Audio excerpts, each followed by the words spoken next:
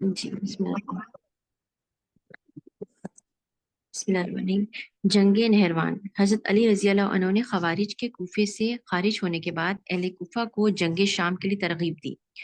انہوں نے یہی مقدم سمجھا کہ امیر معاویہ رضی اللہ عنہ کو ملک شام سے بے دخل کیا جائے۔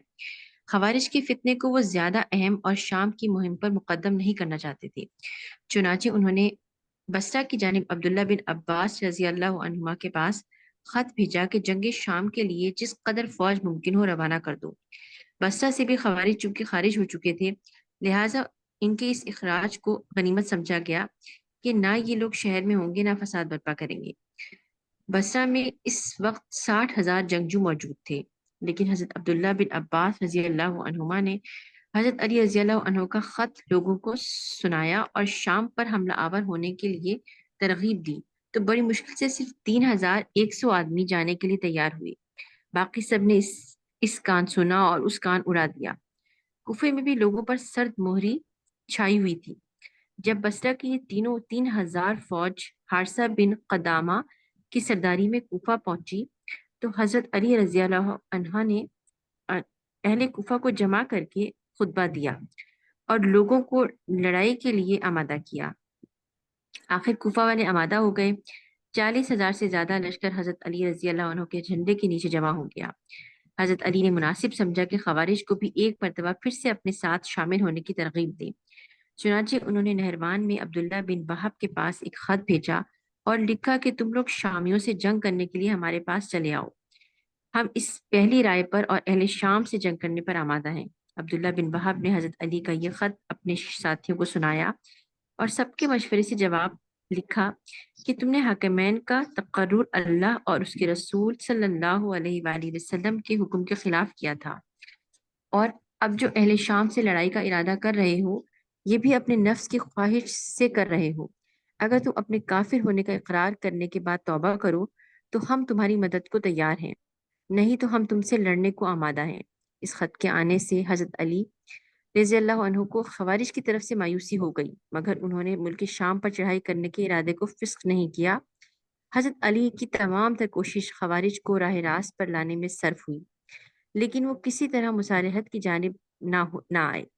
حضرت علی جب ان سے یہ کہتے کہ تم ہی لوگوں نے مجھ کو لڑائی بند کرنے کے لیے مجبور کیا تھا، اب تم کس منہ سے مجھ کو ملزم قرار دیتے ہو، تو وہ کہتے تھے کہ ہم اپنی خطا اور غلطی کو تسلیم کرتے ہیں، تم بھی اپنی خطا کو تسلیم کرو۔ ہم مانتے ہیں کہ ہم غلطی کر کے کافر ہو گئے تھے لیکن توبہ کر کے مسلمان ہو گئے، اسی طرح تم بھی توبہ کر کے مسلمان ہو جاؤ تاکہ ہم اپنا فتویٰ جو تمہارے کفر کی نسبت صادر کر چکے ہیں واپس لے لیں، نہیں تو ہم تم کو کافر یقین کرتے ہوئے تمہارے خلاف جہاد کریں گے۔ ان مجنونانہ باتوں کی طرف سے چشم پوشی اختیار کر کے حضرت علی رضی اللہ عنہ ملک شام پر حملہ آور ہونے کے لیے روانہ ہونے ہی کو تھے کہ حضرت عبداللہ بن خباب صحابی رضی اللہ عنہ کے شہید ہونے کی خبر آئی، جس کی تفصیل اس طرح ہے کہ حضرت عبداللہ بن خباب اسی سفر میں تھے کہ نہروان کے قریب ہو کر گزرے اور خوارج کی ایک جماعت کو معلوم ہوا کہ یہ صحابی ہیں۔ انہوں نے آ کر سوال کیا کہ آپ ابو بکر و عمر رضی اللہ عنہما کی نسبت کیا کہتے ہیں؟ حضرت عبداللہ بن خباب نے جواب دیا کہ وہ دونوں بہت اچھے اور اللہ تعالیٰ کے برگزیدہ اور نیک بندے تھے۔ پھر خوارج نے دریافت کیا آپ عثمان غنی کی خلافت کے اول اور آخر زمانے کی نسبت کیا کہتے ہیں؟ حضرت عبداللہ بن خباب نے جواب دیا کہ وہ اول سے آخر تک حق پرست اور حق پسند تھے۔ پھر خوارج نے پوچھا کہ علی رضی اللہ عنہ کی نسبت حکمین کے مقرر کرنے سے پہلے اور حکمین کے مقرر کرنے کے بعد آپ کا کیا خیال ہے؟ انہوں نے جواب دیا کہ حضرت علی تم لوگوں سے زیادہ اللہ اور اس کے رسول صلی اللہ علیہ وآلہ وسلم کے حکم کو سمجھنے اور اس پر عمل کرنے والے ہیں۔ خوارج نے سنتے ہی طیش میں آ کر حضرت عبداللہ بن خباب اور ان کی بیوی اور ان کے ہمراہیوں کو قتل کر ڈالا۔ حضرت علی نے جب یہ خبر سنی تو تحقیق حال کے لیے حرز بن مرہ کو روانہ کیا۔ خوارج نے ان کو بھی مار ڈالا۔ ساتھ ہی خبر پہنچی کہ خوارج بلا دریغ ہر اس شخص کو جو ان کا ہم خیال اور ہم عقیدہ نہ ہو قتل کر ڈالتے ہیں۔ اب ان لوگوں کو جو حضرت علی کے لشکر میں تھے یہ فکر ہوئی کہ ہم اگر شام کے ملک کی طرف گئے تو خوارج کوفہ و بصرہ وغیرہ تمام عراق پر قابض و متصرف ہو کر ہمارے اہل و عیال کو قتل کر دیں گے۔ حضرت علی نے بھی یہ خیال کیا کہ اگر خوارج نے کوفہ اور بصرہ پر قبضہ کر لیا تو پھر ملک شام پر حملہ آوری بجائے مفید ہونے کی مضر ثابت ہوگی۔ چنانچہ جنگ شام کو ملتوی کر کے خوارج کی طرف کوچ اور لشکر خوارج کے قریب پہنچ کر ان کے پاس پیغام بھیجا کہ تم میں سے جن لوگوں نے ہمارے بھائیوں کو قتل کیا ہے ان کو ہمارے سپرد کر دو، تاکہ ہم ان کی قصاص میں ان کو قصاص میں قتل کر دیں اور تم کو تمہارے حال پر چھوڑ کر اہل شام کی طرف روانہ ہوں۔ اس عرصے میں جب تک ہم جنگ اہل شام سے فارغ ہوں گے جنگ اہل شام سے فارغ ہوں تو ممکن ہے کہ اللہ تعالیٰ تم کو راہ راست پر لے آئے۔ اس کے بعد حضرت علی نے کئی بزرگ صحابیوں کو یک کے بعد دیے خوارج کو نصیحت اور واض و پند کرنے کے لیے روانہ کیا، اور خوارج کے وفود کو بلا کر خود بھی نصیحت کی کہ غلطی حکمین کے مقرر کرنے میں اگر ہوئی تو باعث سے اصلی تم ہی لوگ تھے۔ اب جو کچھ گزرا اس کو فراموش کر دو اور ہمارے ساتھ شامل ہو کر اہل شام سے لڑنے کو چلو۔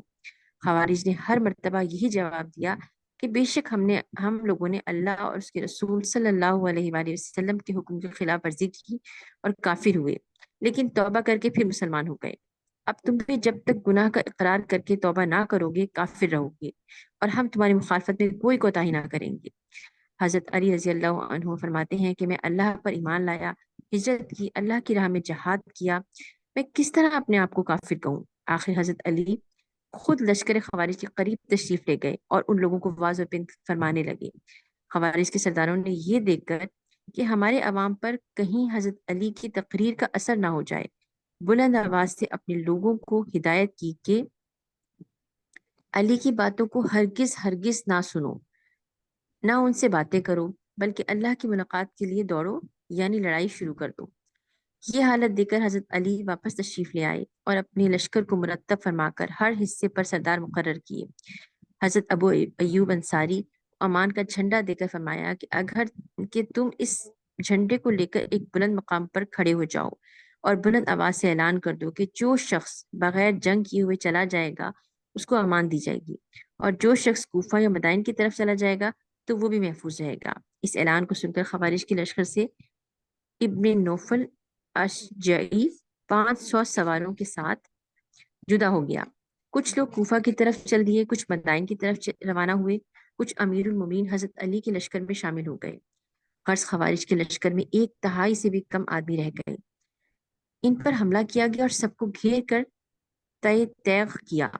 عبداللہ بن وہاب، زید بن حسین، ہرقوس بن زہید، عبداللہ بن شجر، شریح بن اونی وغیرہ خوارج کے تمام بڑے بڑے سردار مارے گئے۔ صرف 9 آدمی خوارج کے زندہ بچ کر فرار ہوئے، باقی سب میدان جنگ میں لڑ کر مارے گئے۔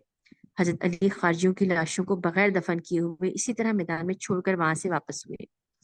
اس لڑائی میں بظاہر خارجیوں کا پوری طرح سے استحصال ہو چکا تھا اور اب کوئی خطرہ ان کی طرف سے باقی نہ رہا تھا۔ حضرت علی نے جنگ نہروان سے فارغ ہو کر ملک شام کا عزم کیا تو اشعث بن قیس نے حاضر ہو کر عرض کیا کہ فی الحال چند روز کے لیے شام کے قصد کو ملتوی کر کے لشکر کو آرام کرنے کا موقع دیجیے۔ حضرت علی نے اس بات کو ناپسند فرمایا اور مقام نخیلہ میں آ کر قیام کیا اور حکم دیا کہ کوئی شخص کوفہ میں نہ جائے جب تک اہل شام پر فتح مند نہ ہو کر واپس آئے۔ نخیلہ کے قیام میں لوگوں نے اس حکم کی خلاف ورزی کی اور لشکر گاہ کو خالی دیکھ کر اپنے اپنے گھروں کو چلے گئے۔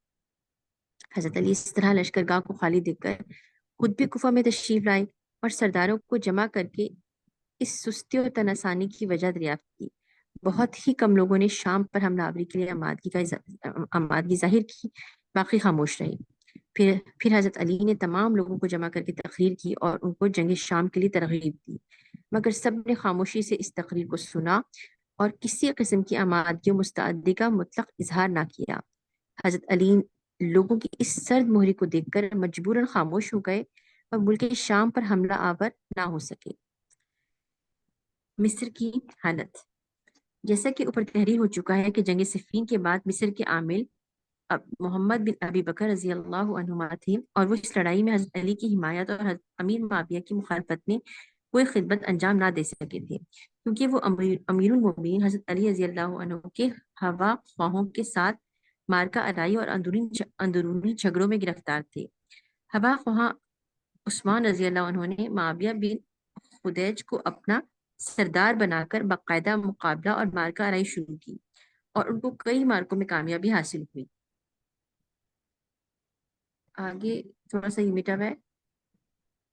اچھا، حضرت علی رضی اللہ عنہ نے اول مالک اشتر نقی کو جزیرہ کی حکومت پر معمور کر کے بھیجا، لیکن چند روز کے بعد مالک کو مصر کی گورنری پر نامزد کر کے سخت ملال ہوا۔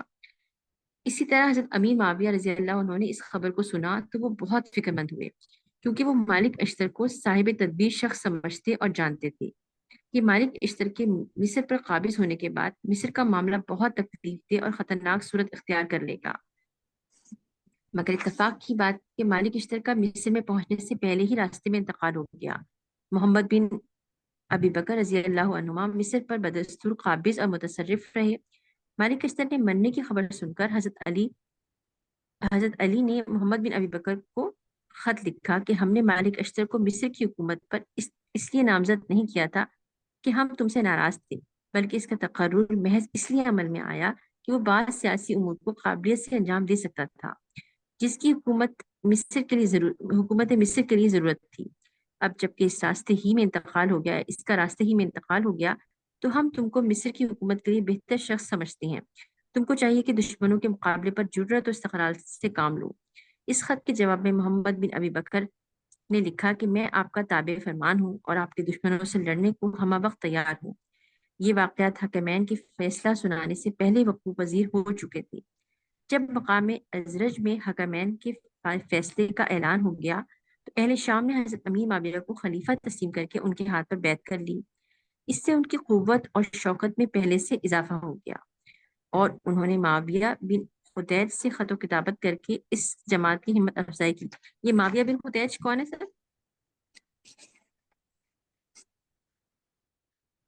ابن خدیج جو ہے نا، میرے خیال میں حضرت معاویہ کے سپہ سالاروں میں سے ہیں۔ اچھا، صحیح۔ جو محمد بن ابی بکر سے برسر پرخاش تھی، انہوں نے امیر معاویہ سے اعانت و امداد طلب کی۔ یہی امیر معاویہ کا منشا تھا۔ چنانچہ انہوں نے عمر بن العاص کو 6000 کی جمعیت کے ساتھ مصر کی طرف روانہ کیا اور ایک خط میں محمد بن ابی بکر کے نام لکھ کر دیا۔ عمر بن العاص نے مصر کے قریب پہنچ کر امیر معاویہ کے خط مع اپنے خط کے محمد بن ابی بکر کے پاس بھیجا۔ محمد بن ابی بکر رضی اللہ عنہما نے یہ دونوں خط حضرت علی رضی اللہ عنہ کے پاس کوفہ میں بھیج دیے۔ حضرت علی نے لوگوں کو جمع کر کے بہت کچھ ترغیب دی، مگر 2000 سے زیادہ آدمی مصر کی مہم کے لیے تیار نہ تھے۔ آخر انہی 2000 کو مالک بن کعب کی سرداری میں مصر کی جانب روانہ کیا۔ ادھر عمر بن العاص کے مقابلے پر محمد بن ابی بکر نے 2000 کی جمعیت کنانہ بشر کی سرداری میں روانہ کر دی۔ کنانہ بشر لشکر شام کے مقابلے میں شہید ہو گئے۔ ان کے ہمراہی کچھ مارے گئے، کچھ ادھر ادھر بھاگ گئے۔ اس شکست کا حال سن کر محمد بن ابی بکر نے خود میدان جنگ کا قصد کیا، لیکن ان کے ہمراہیوں پر اہل شام کا کچھ ایسا روب طاری ہوا کہ وہ بغیر لڑے ان کا ساتھ چھوڑ کر علیحدہ ہو گئے۔ محمد بن ابی بکر اپنے آپ کو تنہا پا کر میدان جنگ سے واپس آ کر جبلہ بن مسروق کے مکان پر پناہ گزین ہوئے۔ لشکر شام اور معاویہ بن خدیج کے ہمراہیوں نے آ کر جبلہ بن مسروق کے مکان کا محاصرہ کیا۔ محمد بن ابی بکر کی زندگی سے مایوس ہو کر نکلے اور دشمنوں کا مقابلہ کرتے ہوئے گرفتار ہوئے۔ معاویہ بن خدیج نے ان کو قتل کر کے ایک مردہ گھوڑے کی کھال میں بھر کر جلا دیا۔ اللہ اکبر۔ اس حادثے کی خبر سن کر حضرت علی کے جاسوس عبد الرحمن بن سبت فزاری نے شام سے آ کر حضرت علی رضی اللہ عنہ کو سنائی۔ آپ نے اسی وقت مالک بن کعب کے واپس بلانے کے لیے آدمی بھیجا۔ ادھر مالک بن کعب نے تھوڑا ہی راستہ طے کیا تھا کہ حجاج بن عرفہ انصاری مصر سے آتے ہوئے راستے میں ملے۔ انہوں نے محمد بن ابی بکر کے مارے جانے اور عمر بن العاص کے مصر پر قابض ہونے کا حال سنایا۔ اتنے میں حضرت علی نے اہل کوفہ کو جمع کر کے ایک تقریر فرمائی اور ان کو ملامت کی کہ تمہاری ہی سستی اور غفلت کے سبب مصر کا ملک ہاتھ سے جاتا رہا۔ مگر اس تقریر کو سن کر بھی اہل کوفہ خاموش رہے۔ حضرت علی نے مجبور ہو کر مصر اور شام دونوں کا خیال چھوڑ دیا۔ محمد بن ابی بکر رضی اللہ عنہما سن 38 ہجری میں مصر کے اندر مارے گئے تھے۔ دونوں صوبوں پر یہاں پر قابض جی جی محمد بن ابی بکر جو تھے وہ ابو بکر رضی اللہ تعالیٰ عنہ کے بیٹے تھے، جی لیکن وہ جو سبائی فرقہ تھا جو کہ حضرت عثمان رضی اللہ تعالیٰ عنہ کی وہ معزول کرنے کے لیے، قتل کرنے کے لیے آیا تھا، ان کے ہتھے چڑھ گئے تھے، اچھا ان کی باتوں میں آ گئے تھے، اور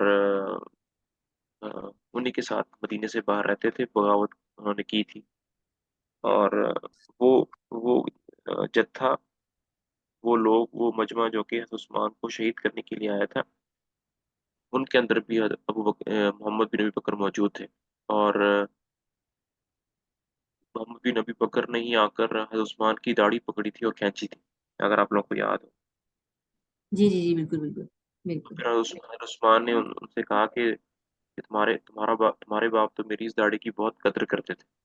جی جی تو پھر وہ محمد بن ابی بکر جو ہے نا وہ وہاں داڑھی سے چھوڑ کے جی چلے گئے، ہوں، اس لیے حضرت معاویہ کو غصہ تھا حضرت بن ابی بکر پہ۔ صحیح۔ اچھا سر یہ بتائیے گا حضرت علی کے ساتھ انہوں نے رضی اللہ عنہ لکھا ہوا ہے، لیکن اکثر جگہوں پہ عنہما لکھا ہوا ہے، اس کی میننگ کیا ہوں گے؟ کس کے ساتھ؟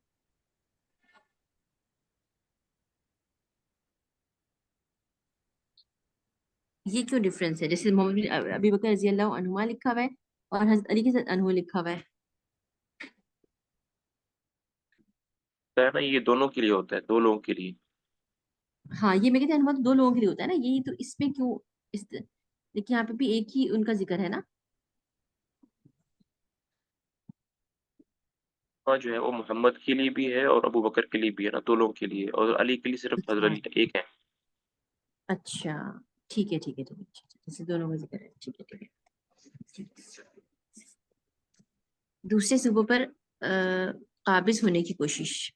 مصر پر قبضہ کرنے کے لیے حضرت امیر معاویہ رضی اللہ عنہ کے حوصلے پہلے سے زیادہ ترقی کر گئے۔ مصر کے بعد انہوں نے بصرہ کو حضرت علی رضی اللہ عنہ کی حکومت سے نکالنے کی کوشش کی۔ بصرہ کی حالت میں مصر سے مشابہ تھی۔ واقعہ جمل کی وجہ سے بہت سے اہل بصرہ حضرت علی سے ناخوش اور حضرت عثمان کے خون کا معاوضہ طلب کرنا ضروری سمجھتے تھے۔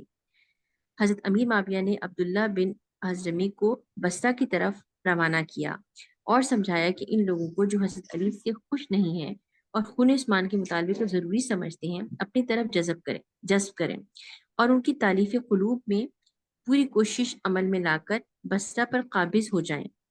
ابن حضرمی جب بصرہ پہنچے تو ان دونوں وہاں حضرت عبداللہ بن عباس رضی اللہ عنہما حاکم بصرہ موجود نہ تھے، وہ حضرت علی کے پاس آئے ہوئے تھے، اس لیے عبداللہ بن حضرمی کے لیے یہ ایک اچھا موقع تھا، چنانچہ بصرہ میں ایک طاقتور جمعیت ان کے ساتھ شامل ہو گئی۔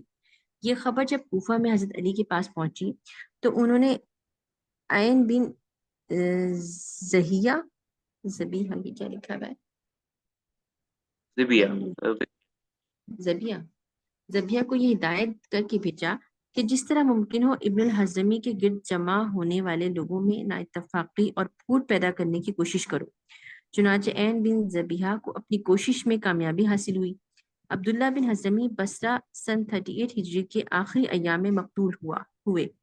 سن 39 ہجری میں اہل فارس نے یہ دیکھ کر بصرہ کے لوگوں میں اختلاف موجود ہے، وہاں کچھ لوگ حضرت علی رضی اللہ عنہ کے ہمدرد ہیں تو کچھ حضرت امیر معاویہ کے ہمدرد بھی پائے جاتے ہیں، بغاوت اختیار کر کے اپنے حاکم سہیل بن حنیف کو نکال دیا۔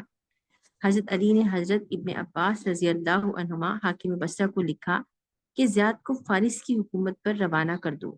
چنانچہ زیاد نے فارس میں جا کر اہل فارس کو بزور شمشیر سیدھا کر دیا۔ حضرت امیر معاویہ نے ان حالات میں کہ حضرت علی کا ساتھ دینے اور ان کے ساتھ مل کر لڑنے کے لیے لوگ آمادہ نہ ہوئے تھے اور جا بجا ان کے خلاف بغاوتوں کی سازشوں کے سامان نظر آتے تھے، خوب فائدہ اٹھایا اور اپنی سخاوت، درگزر، چشم پوشی، احسان، قدردانی، معال اندیشی سے کام لینے میں کوئی دقیقہ گزاشت کیا ہے یہ فروغ گزاشت نہ کیا۔ مدینہ، طائف اور یمن وغیرہ سے کچھ لوگ فروغزاشت یعنی ضائع نہ کیا، دقیقہ کہتے ہیں منٹ کو۔ دقیقہ کس کو کہتے ہیں؟ سوری، ایک منٹ؟ منٹ کو، منٹ منٹ، منٹ کو، اوکے، منٹ کو کہتے ہیں، اچھا، اور فروغ گزاشت کہتے ہیں ضائع۔ اس کام میں کوئی منٹ ضائع نہ کیا، یعنی کوئی تاخیر نہیں کی۔ لمحہ، ٹھیک ہے، ٹھیک ہے، ایک لمحہ ضائع نہیں کیا۔ مدینہ، طائف اور یمن وغیرہ سے لوگ کھچ کھچ کر دمشق میں آنے جمع ہونے لگے۔ انہوں نے نعمان بن بشیر کو عین التمر کی طرف بھیجا۔ وہاں کے والی مالک بن کعب کو حضرت علی کی طرف سے کوئی امداد نہ پہنچی اور نعمان نے عین التمر کے علاقے پر قبضہ کر لیا۔ سفیان بن عوف کو ایک زبردست جمعیت دے کر مدائن کی طرف روانہ کیا۔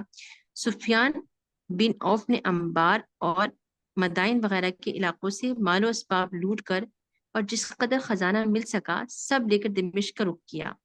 حضرت علی یہ سن کر تعاقب کے لیے نکلے مگر سفیان بن عوف ہاتھ نہ آئے۔ حضرت علی رضی اللہ عنہ کی خلافت صرف عراق و ایران تک۔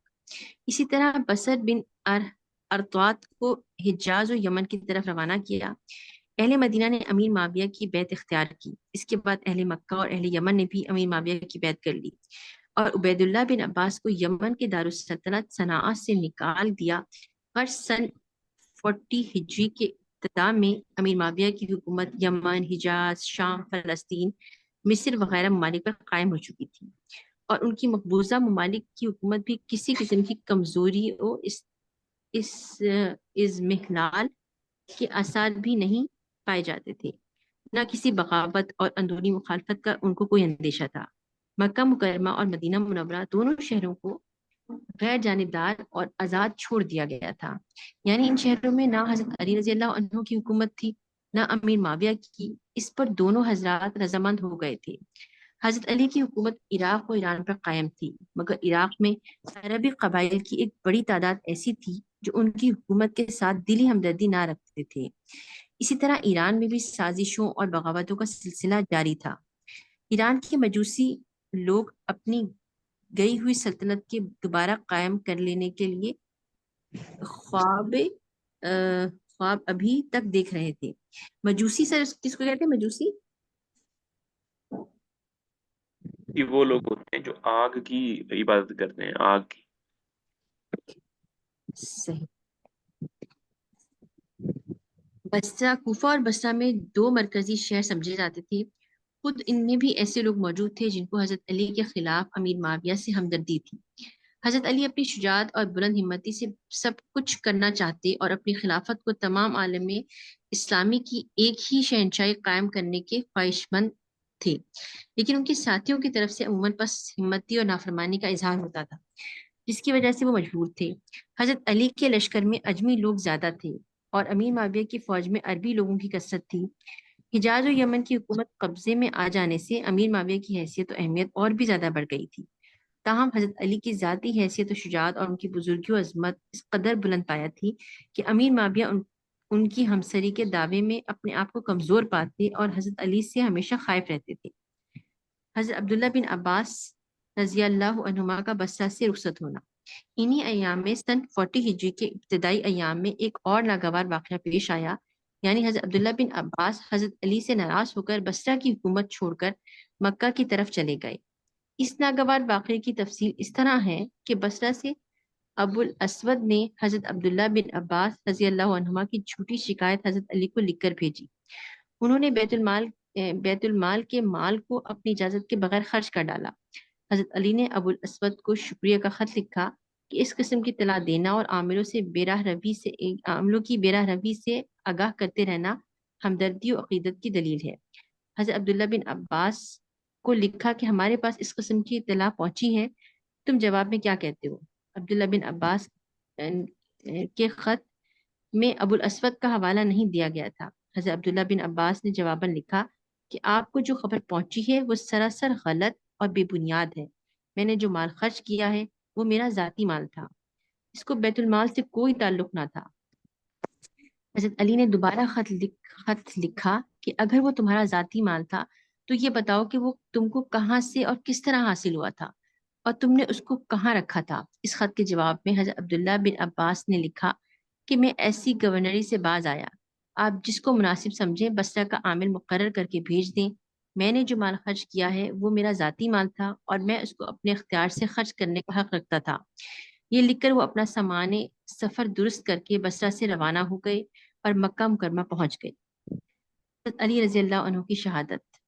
انہی ایام میں جبکہ حضرت عبداللہ بن عباس رضی اللہ عنہما بصرہ کی حکومت چھوڑ کر مکہ مکرمہ چلے آئے، حضرت علی کے بھائی حضرت عقیل بن ابی طالب بھی حضرت علی سے ناراض ہو کر امیر معاویہ کے پاس چلے گئے۔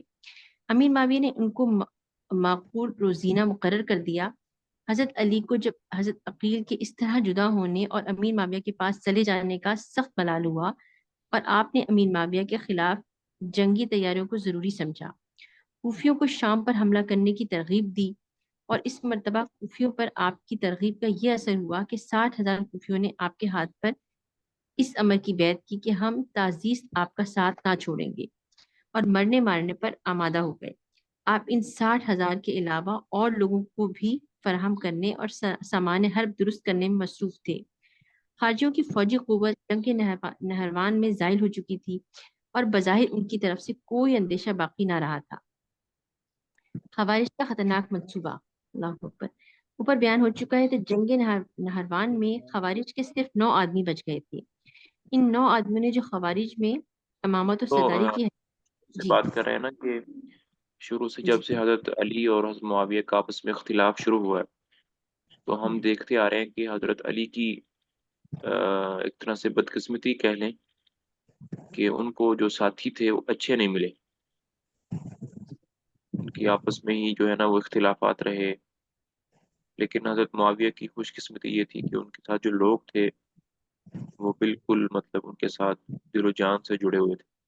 لیکن حضرت علی کے اندر یہ تھا کہ وہ ایک دوسرے کی شکایتیں کرنا، ایک دوسرے کے ساتھ چغلیاں کرنا، یہ کرنا وہ کرنا، تو بس حضرت علی کی یہی ایک بدقسمتی تھی۔ بہرحال جو اللہ تعالیٰ کی طرف سے ہونا تھا وہ، اب وہ خوارج کی طرف واپس جاتے ہیں۔ جو جنگ نہروان ہوئی تھی اس میں سب لوگ مارے گئے تھے لیکن صرف 9 لوگ بچ گئے تھے نا، انہی 9 لوگوں نے ایک پلان تیار کیا اور وہی پلان جو ہے نا وہ حضرت علی کی شہادت کا باعث بنا۔ دیکھتے ہیں کیا ہوا۔ چلے جی، خوارج کا خطرناک منصوبہ۔ خوارج کا خطرناک منصوبہ۔ ادھر بیان ہو چکا ہے کہ جنگ نہروان میں خوارج کے صرف 9 آدمی بچ گئے تھے۔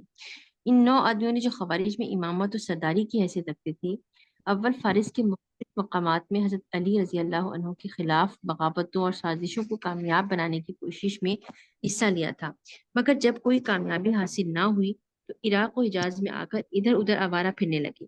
آخر مکہ مکرمہ میں عبد الرحمن بن ملجم مراوی، برق بن عبداللہ تمیمی، عمر بن بکر تمیمی، 3 شخص جمع ہوئے اور آپس میں مقتولین نہروان کا ذکر کر کے دیر تک افسوس کرتے رہے۔ پھر تینوں اس بات پر متفق ہوئے کہ اور 3 سے بڑے بڑے سرداروں کو جنہوں نے عالم اسلام کو پریشان کر رکھا ہے قتل کر ڈالیں۔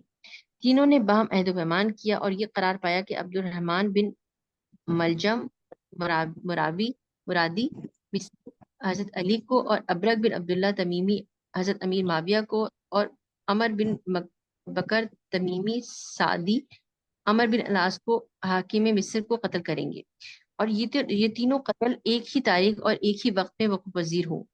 چنانچہ 16 رمضان یوم جمعہ نماز فجر کا وقت مقرر ہوا۔ تینوں آدمی کوفہ، دمشق اور مصر کی طرف روانہ ہوئے۔ جب رمضان المبارک کی مقرر تاریخ آئی تو برق بن عبداللہ تمیمی نے دمشق کی مسجد میں داخل ہو کر، جبکہ امیر معاویہ رضی اللہ عنہ نماز فجر کی امامت کر رہے تھے، تلوار کا ایک ہاتھ مارا اور یہ سمجھ کر کہ تلوار کا ہاتھ کاری لگا ہے بھاگا، لیکن گرفتار کر لیا گیا۔ امیر معاویہ زخمی تو ہوئے مگر زخم مہلک نہ تھا، چنانچہ روز کے علاج معالجے سے اچھا ہو گیا۔ برق کو ایک روایت کے مطابق اسی وقت اور دوسری روایت کے موافق کئی برس کے بعد قید رکھ کر قتل کیا گیا۔ امیر معاویہ نے اس بعد مسجد میں اپنے لیے محفوظ جگہ بنوائی اور پہرا بھی مقرر کیا۔ اسی مقررہ تاریخ اور مقررہ وقت میں عمر بن بکر نے مصر کی مسجد میں نماز فجر کی امامت کرتے ہوئے خارجہ بن ابی حبیبہ بن عامر کو عمر بن العاص سمجھ کر تلوار کے ایک ہی وار میں قتل کر ڈالا۔ اسی روز اتفاقاً عمر بن العاص بیمار ہو گئے بیمار ہو گئے تھے، اور انہوں نے اپنی جگہ خارجہ بن حبیبہ کو، ایک فوجی افسر کو، نماز پڑھانے کا حکم دیا تھا۔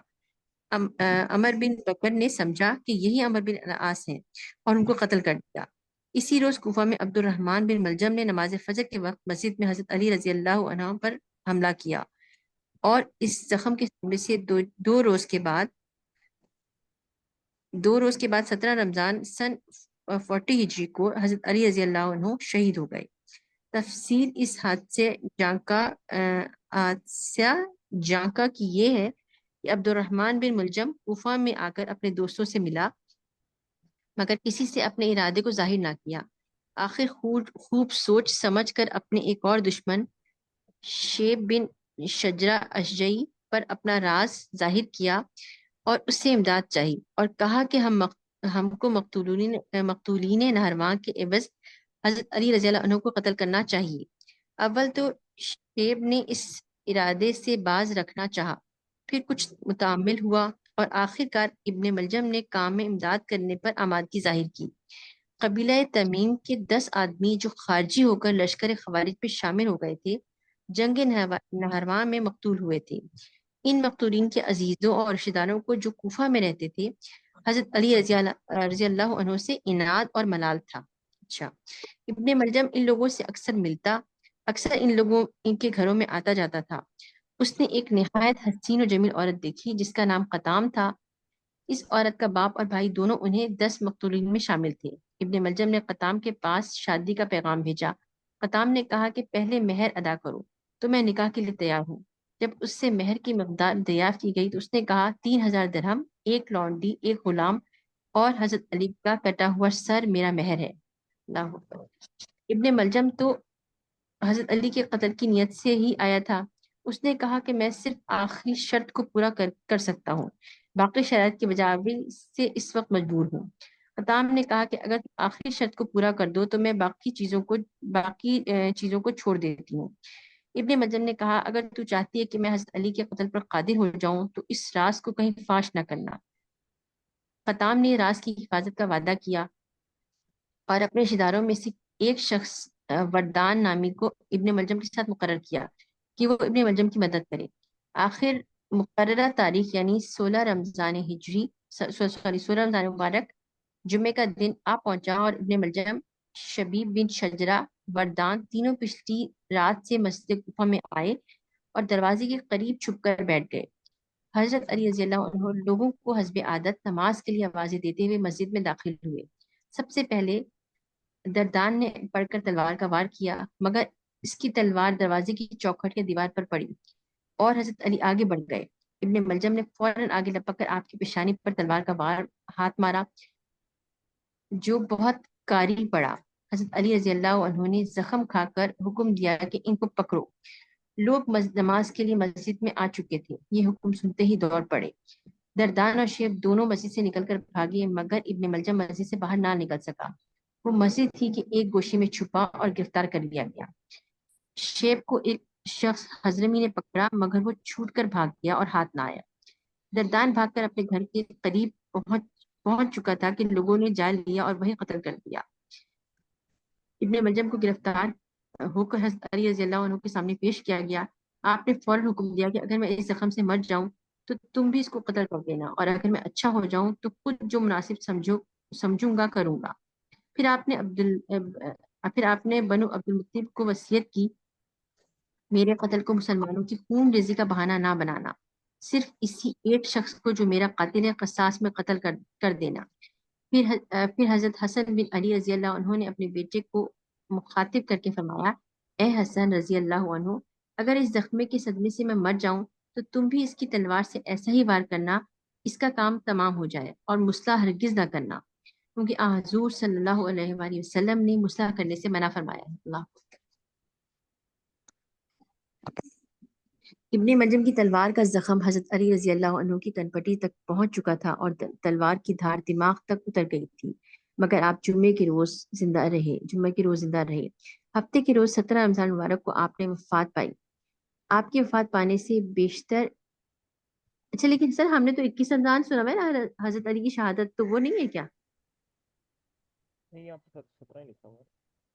جی यहाँ पर 17 फिर रमजान मुबारक लिखा हुआ हाँ, ये मैं कह रही हूँ, वरना तो मतलब नॉर्मली तो 21 रमजान मुबारक कहते हैं ना कि हजरत अली की शहादत का जो दिन है। है। जी, तारीखें आगे पीछे हो सकती हैं, लेकिन इंशाल्लाह मैं किसी और किताब में देख के भी आप लोगों को बता दूंगा इंशाल्लाह। ठीक ठीक ठीक। मगर आप जुमे के रोज जिंदा रहे, हफ्ते के रोज 17 रमजान मुबारक को आपने वफात पाई। आपके वफात पाने से पेशतर जम जम्बत क्या है जिंदब बिन अब्दुल्ला ने आकर अर्ज किया कि आप हमसे जुदा हो जाएंगे, यानी वफात पा जाएं, तो क्या हम हजरत हसन रज़ी अल्लाह अन्हु के हाथ पर बैत कर लें? आपने फरमाया कि मैं इसके मुतालिक कुछ नहीं कहता, तुम जो मुनासिब समझना करना। फिर हसनैन रज़ी अल्लाह अन्हु को बुलाकर फरमाया कि मैं तुमको अल्लाह ताला का तकवा अख्तियार करने और दुनिया में मुब्तला ना होने की वसीयत करता हूँ। तुम किसी चीज के हासिल ना होने पर अफसोस ना करना, हमेशा हक बात कहना, यतीमों पर रहम और बेकसों की मदद करना, जालिम के दुश्मन और मजलूम के मददगार रहना, कुरान मजीद पर आमिल रहना, हुक्म इलाही की तामील में मलामत करने वालों की मलामत से ना डरना। फिर मोहम्मद बिन अल हनीफिया से मुखातिब होकर फरमाया कि मैं तुमको भी इन्हीं बातों की और दोनों भाइयों की ताजीम मद्देनजर रखने की वसीयत करता हूँ। इनका हक तुम पर ज्यादा है, इनकी मंशा के खिलाफ तुमको कोई काम नहीं करना चाहिए। हसनैन रजी अल्लाह अन्हुमा की जानिब मुखातिब होकर फरमाया कि तुमको भी मोहम्मद बिन अल हनीफिया के साथ हमेशा हुस्न सुलूक और रियायत के साथ पेश आना चाहिए। फिर आम वसीयत तहरीर कराने लगे कि वफात का वक्त करीब आ गया और सिवाय ला इलाहा इल्लल्लाह की दूसरा कलमा जबान मुबारक से ना निकला। सुभान अल्लाह। हजरत अली रज़ी अल्लाह अन्हु की कब्र का पता नहीं। हजरत अली रज़ी अल्लाह अन्हु की शहादत के बाद इब्ने मलजम को हजरत हसन रज़ी अल्लाह अन्हु की खिदमत में पेश किया गया। उन्होंने एक ही बार में इसका काम तमाम कर दिया। हजरत अली रज़ी अल्लाह अन्हु 63 साल की उम्र और पौने पौने 5 साल की खिलाफत के बाद शहीद हुए। हजरत हसन बिन अली, हजरत हुसैन बिन अली और अब्दुल्ला बिन जाफर ने आपको गुस्ल दिया और तीनों 3 कपड़ों में दफनाया, जिसमें कमीज ना था। हजरत इमाम हसन रज़ी अल्लाह अन्हु ने आपके जनाजे की नमाज पढ़ाई। बाज़ रिवायतों के मुजिब मस्जिद कूफा में, बाज़ के मुवाफिक अपने मकान में, बाज़ के मुवाफिक कूफा से 10 मील के फासले पर दफन किए गए। बाज़ रिवायत के बमुजिब हजरत इमाम हसन रज़ी अल्लाह अन्हु ने आपके जस्ते मुबारक को खाजियों के खौफ से कि कहीं आपकी बेहुरमती ना करें, निकाल कर दूसरी कब्र में पोशीदा तौर पर दफन किया। एक और रिवायत के मुताबिक आपके ताबूत को मदीना मुनव्वरा ले जाने लगे कि हुज़ूर सल्लल्लाहु अलैहि वसल्लम के करीब दफन करें। इस असनाए राह में वो ऊंट जिस पर आपका जनाजा था भाग गया और फिर उसका कहीं पता ना चला। एक और रिवायत के मुताबिक वो ऊंट तय की जमीन में मिला, लोगों ने उसको पकड़कर आपका जनाजा वहीं दफन कर दिया। गर्ज आज तक इतने बड़े और अजीमशान शख्स के मजार का सही हाल में किसी को मालूम ना हुआ है कि कहाँ है। इसकी वजह वही मालूम होती है कि ख्वाजों के खौफ से आपको ऐसी जगह दफन किया गया जिसका हाल आम लोगों को मालूम ना हो। इसमें एक एक ये भी हिकमत इलाही होती है कि बाद में लोगों ने हजरत अली रज़ी अल्लाह अन्हु को मुश्किल कुशाई हाजत रवाई का मर्तबा देने में तामुल नहीं किया। अगर उनके मजार का सही इल्म होता तो इसको लोग शिर्क की मंडी बनाए बनाए बगैर हरगिज ना रहते। जैसा कि हम अपनी आंखों से देख रहे हैं कि बुजुर्गों की कब्रों को लोगों ने किबला और बुत बना रखा है और मुसलमानों को कहलाकर मुशरिकीन मक्का से किसी हालत में कम नजर नहीं आते। जिसका जी चाहे सालाना उर्सों के मौके पर जो बुजुर्गों और नेक लोगों को की कब्रों पर होते हैं, मुस्लिम नुमा मुश्रिकों के करतूतों का तमाशा जाकर देख आइए। ठीक है। अज़वाज और औलाद। हजरत अली रज़ी अल्लाह अन्हु के बाऔक़ात मुख्तलिफ 9 बीवियां थीं, जिससे 14 लड़के और 17 लड़कियां पैदा हुईं। आपका निकाह हजरत फातिमा रज़ी अल्लाह अन्हा बिनते रसूल सल्लल्लाहु अलैहि वसल्लम से हुआ, जिनके बतन से 2 लड़के हसन और हुसैन रज़ी अल्लाह अन्हुमा और 2 लड़कियां ज़ैनब और उम्मे कुलसूम रज़ी अल्लाह अन्हुमा पैदा हुई। हजरत फातिमा रज़ी अल्लाह अन्हुमा के फौत होने के बाद आपने उम्मुल बनीन बिनते हरामा कलाबिया से निकाह किया, जिनके बतन से अब्बास, जाफर, अब्दुल्ला, उस्मान पैदा हुए। चौथा निकाह आपका आपने अस्मा बिनते उमैस से किया, जिनके बदन से मोहम्मद मोहम्मद असफर, याहिया रहमुल्लाह पैदा हुए। ये आखिर जिक्र 8वां भाई मारकाए करबला में अपने भाई इमाम हुसैन रज़ी अल्लाह अन्हु के साथ शहीद हुए। 5واں نکاح آپ نے امامہ بنت ابی العاص بن ربیعہ بن عبد العزیٰ بن عبد الشمس سے کیا، جن کی ماں زینب بنت رسول صلی اللہ علیہ وسلم تھی۔ ان کے بدن سے محمد اوست پیدا ہوئے۔ 6واں نکاح آپ نے خولہ بنت جعفر سے کیا، جو قبیلہ عقبہ سے تعلق رکھتی تھیں۔ ان کے بدن سے محمد اکبر پیدا ہوئے، جن کو محمد بن حنیفیہ بھی کہتے ہیں۔ 7واں نکاح آپ نے صحابہ بنت ربیعہ تغلیہ ایسا کیا یہ تغلیہ ربیعہ صحابہ بنت ربیعہ تغلبیہ تغلبیہ سے کیا، جن کے بدن سے ام الحسن زمان البری اور ام کلثوم صغرا پیدا ہوئی۔ زملہ زملہ، اچھا صغرا لکھا ہے دوسرا، ام کلثوم صغرا پیدا ہوئی۔ میں جو پیچھے لفظ ہے نا زملہ، یہ الکبرا ہے شاید۔ اچھا زملہ ہے یہ، زملہ الکبرا۔ اچھا زملہ الکبرا، ٹھیک ہو گیا۔ ٹھیک ہے۔ 8واں نکاح آپ نے ام سعید بنت عروہ بن مسعود ثقفیہ سے کیا، جن سے 3 صاحبزادیاں پیدا ہوئیں۔ 9واں نکاح آپ نے بنت امراء القیس بن عدی کلبی سے کیا، جن کے بدن سے صرف ایک لڑکی پیدا ہو کر کم سنی میں فوت ہو گئی۔ منجا بالا لڑکیوں کے سوا اور بھی لڑکیاں تھیں جن کے نام معلوم نہیں ہو سکے۔ ایک لڑکے آپ کے اون بن علی رضی اللہ عنہ بھی تھے، جن کی نسبت بیان کیا جاتا ہے کہ وہ بھی اسما بنت امیس کے بدن سے پیدا ہوئے تھے۔ سلسلہ نسب آپ کا صرف حسن حسین رضی اللہ عنہ، محمد بن الحنیفیہ، عباس اور جعفر رضی اللہ عنہما سے چلا، باقیوں کی نسل باقی نہ رہی۔ خلافت علوی پر ایک نظر۔ حضرت علی رضی اللہ عنہ، کافی ہے بس۔ اچھا یہاں پر یہ دیکھیں کہ یہ جو حضرت حسن ہے، حضرت حسن کا بھی کو زہر دیا گیا تھا۔ حضرت حسین جو تھے وہ کربلا میں شہید ہو گئے تھے۔ یہ جو محمد بن الحنفیہ ہیں، جو کہ حضرت علی کے بیٹے تھے اور حضرت حسن حسین کے ستیلے بھائی تھے، ان کا جو نام ہے آپ اچھے طریقے سے یاد کر لیں، محمد بن الحنفیہ۔ آگے چل کے پھر ان کے بارے میں کافی آئے گا، کیونکہ ان کے نام پر پھر ایک الگ سے ایک فرقہ بن گیا تھا، جن کو فاطمی اور وغیرہ کہتے ہیں۔ انشاءاللہ بعد میں آئے گا، تو اس لیے اس نام کو یاد رکھیں انشاءاللہ۔ چلیں جی، السلام علیکم ورحمۃ اللہ وبرکاتہ۔